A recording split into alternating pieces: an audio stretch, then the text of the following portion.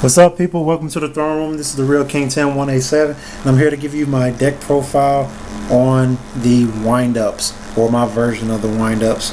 I'm going to go ahead and get started. I'm not going to go into a real deep explanation on a lot of these, mainly because just about everybody has played wind-ups in some way, shape, or fashion, either played against them or played with them, so I'm not going to go into a whole lot of explanations upon it. Basic monster build, 3 wind-up rabbits,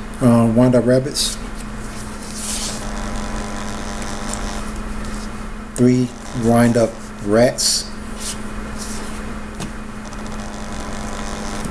wind-up magician, comboing with wind-up shark. Everybody pretty much knows combination with them. You have both of these in your hand, especially first turn. You're going to drop 3, 4, sometimes even 5 exceed monsters, depending on what the rest of your hand looks like.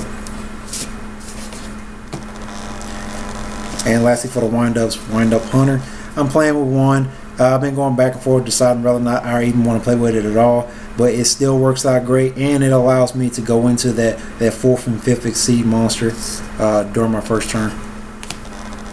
Alright, next up, tour guide. One Sangin, which pretty much searches for everything. And Torabus, which is just awesome card to have in this deck, especially for your wind-up carrier. On that first turn, drop carrier out, bring out hunter, tribute, take out card out of their hand, bus is linked up on carrier, bus goes to graveyard, return carrier back to your extra deck and do it again. And lastly, for the monsters, I'm going to be taking in Trip Snowman Eater.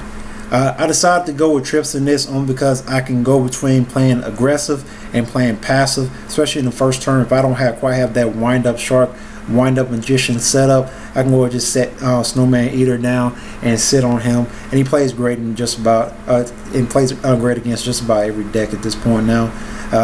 Only thing you really got to worry about is that opening hand dark hole. Alright, moving on to the spells. Pretty common. Wind-up factory.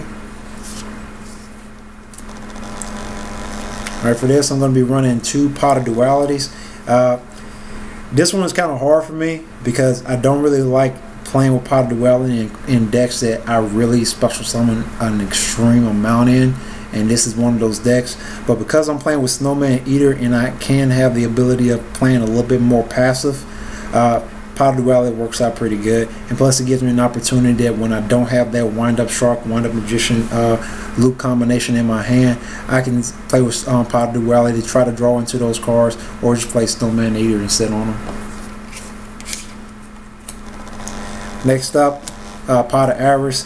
No matter which version of wind-ups you play, this card is amazing in them. I don't see any reason why not to play with it. Next up, staples for me. 3 MSTs, don't like back rows, and then of course Heavy Storm, Dark Hole, and Monster Reborn. Alright, for the traps, I am running kind of trap heavy for this version of the deck, starting off with 2 Mirror Forces,